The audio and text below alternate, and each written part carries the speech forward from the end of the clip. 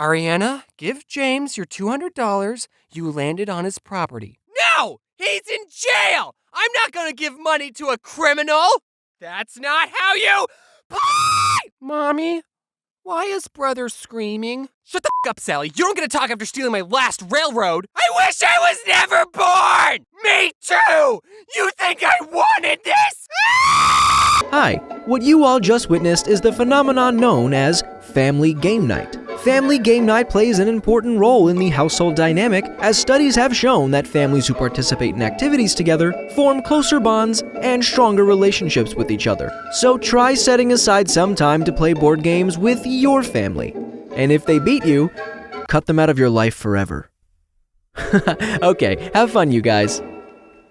I like board games. I guess any game that doesn't involve me getting up and moving around I'm a huge fan of. Also, since I'm bad at everything and don't like playing games against someone who's better than me, I really love the games that don't require any type of skill, like the game Chutes and Ladders, which I just learned today has another name called Snakes and Ladders. And I'm going to call it that instead, because I'd rather draw snakes than chutes. In Snakes and Ladders, you have no free will. You're at the mercy of a single dice, and I love it. While I was looking up walkthroughs for Snakes and Ladders, I quickly learned that this game was made for preschoolers, which is probably why it's so simple. Or how about the game Sorry, which is the most unapologetic game I've ever played. There's some strategy in that game, but most of the time you're just getting revenge on the players who've wronged you. And the creators of Sorry knew this because the tagline of the game is, Sorry, the game of sweet revenge. Which, if you think about it, is a pretty funny oxymoron. Aha! Take this! Sorry. I know how to play chess, but like most things, I'm not very good at it. Unless I'm playing against someone under the age of 4, I don't want to play that game. Because it shows everyone how bad I am at planning ahead. That's a game that's 100% strategy-based. It's like the IQ test of board games. Beating someone in chess will put you more ahead academically than anyone with a Harvard degree. And you'll get more babes. However, there is one exception, and that is, it's okay to lose at chess if you're playing against a computer, even if it's on easy mode. Computers are way better at planning ahead than anyone, because I don't know how, but a human made a computer that can beat the world's best chess player, but the creator of the computer can't beat the world's best chess player. So I guess that means it's game over. We tried our best, but we've peaked. Whenever you beat a computer in chess, it was going easy on you. Imagine if we made a computer that could beat the world's best Snakes and Ladders player. I would pay money to see a Snakes and Ladders championship. And everyone watching knows that the person playing is just some Joe Schmo that acts like the world's best Snakes and Ladders player, but they're all still excited. And there's real snakes that you get to slide down? That would be amazing! Sign me up. While we're on the topic of chess, I want to tell you about this cool sport I discovered called chess boxing. This is an actual competitive sport where 2 players play chess for 3 minutes, then box each other for 3 minutes. And they keep switching between chess and boxing until someone either gets a checkmate, they run out of time playing chess, or they KO the other player. I love this sport because it combines 2 polar opposite games, and it's something that anyone can play. Brains over brawn? Try saying that after I sucker punch you in the— Oh, that was a good move. I'm gonna punch you so hard in the balls for that. I know I just said I was bad at chess, but if there's any YouTubers who want to challenge me to a chess boxing match, I will gladly take you to the ring, and we can charge people $12 just to watch. And we can end it in a draw, so that way you won't look bad in front of your fans. So Battleship, that's another board game, and it also got a big Hollywood movie based off of it. I haven't seen it, but I hope there's a scene where the captain of the ship goes, "Men, fire at D6? And then there's an explosion in the distance, and then Rihanna, who is actually in that movie, says, "Sir, the alien sent a message. It says, miss." And the captain goes, Someone write that down so we don't forget. And then there would be an explosion at the back of their ship, and alarms start going off, and everyone on board starts freaking out except for the captain, and he goes, "Rihanna, send the aliens a message. Tell them, hit." Also, ask them if they think the situation would make a good board game. And if that scene is not in the movie, I hate it. Did anyone else collect a bunch of Pokemon cards but never knew how to play the game? I don't think I met a single person who actually knew how to play the card game, which was weird because in my school, the card game was just as popular as the video games. Kids would always show off their collection of cards and binders, and everyone always wanted the highly coveted shiny Charizard card. You know which one I'm talking about. You know which one I'm talking about. You know which one I'm talking about. Unlike Yu-Gi-Oh!, which had dedicated episodes explaining why these 5 pieces of cardboard were expensive, the shiny Charizard was rare not because it was good in the game, but because everyone agreed that it looked cool. But then when you ask someone, hey, do you want to play a game? They would say, okay, I summon my Charizard.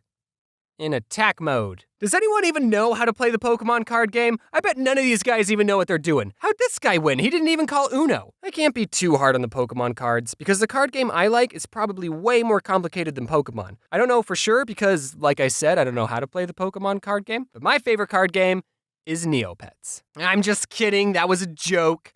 Kind of. I did actually own a lot of Neopet cards. I don't remember exactly how to play. I do remember you have to get 21 points to win, which got me into playing blackjack. But it's okay that I don't remember how to play, because no one else is playing this game. I wanted to find some footage of a Neopet TGC championship, only to come to the disappointing realization that no Neopet championship exists, which is sad. So if there's any YouTubers watching who want to fight my Scorchio, square up. Okay, but for real, the card game I like the most is Magic the Gathering. And fun little factoid, all 3 card games I've mentioned were created by the same company, Wizards of the Coast. Hey, is that a Monopoly reference? I've been playing Magic since 2007, and back then the game was a lot more simple. Look at some of these more recent cards. First, see how many words are on them? And if we flip them over, they merge into an even bigger card. What? If you showed these cards to my 11-year-old self, I would have lost my marbles. My favorite thing about Magic is when Dick Garfield, was first creating the game in 1993, he didn't really have an accurate way of testing the cards to make sure they're all fair and balanced, and he ended up creating some of the most overpowered cards in Magic. And players today refer to these cards as the Power 9, because there were 9 really good ones, which is why every single one of them is banned. Now, don't get me wrong, the Power 9 are good cards, but none of them are like, you win the game good. Take this one for example, Ancestral Recall. All it says is, draw 3 cards, or force opponent to draw 3 cards. Which is stupid that they added that last part. Why would you ever give your opponent 3 more cards to beat you with? Now, I know what you're thinking. Wait, a slightly better Pot of Greed, which is a card that allows me to draw 2 new cards from my deck and place them into my hand, is one of the top 9 most powerful Magic cards? Yeah, Pot of Greed is banned too. Games play such an important role in childhood, and here's what they all teach us. In Magic, if you're really good at what you do, no one will invite you to their tournament. Monopoly, white-collar crime is okay. Battleship, just guess and check. Snakes and ladders, if you see a ladder, climb it immediately. And no one cares about Neopets. Now, if you excuse me, I have to show this prison guard my coupon I have that lets me get out of jail anytime I like.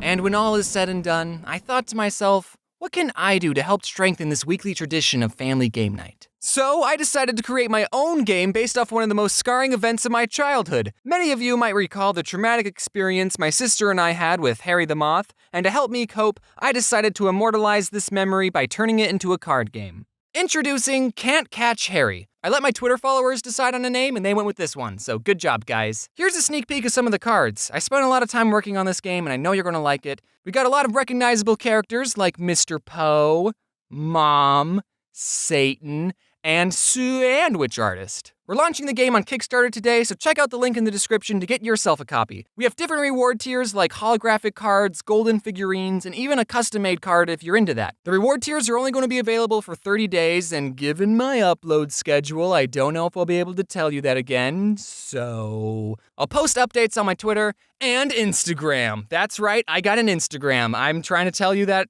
to follow me on Instagram. Thanks for watching, and that's how we're going to segue into the end card. Also, should I mention the streamies? Should I say, hey man, I'm at the stream, or not at the stream, I got nominated for Streamy. They didn't ask, they didn't say, hey, do you want to have to go to this award show? They just emailed me and said, guess what, we nominated you. And I'm just like, I didn't ask for this. So, yeah, that's a thing that happened. I'm probably going to get 0 videos out before then. Actually, I have to get a Halloween one out. So maybe I can get a Halloween video out before the streamies. We'll see, but you know, I don't show my face that often. What am I doing? Have you ever played 52 card pick 'em up? Have you ever done that? Now pick 'em up.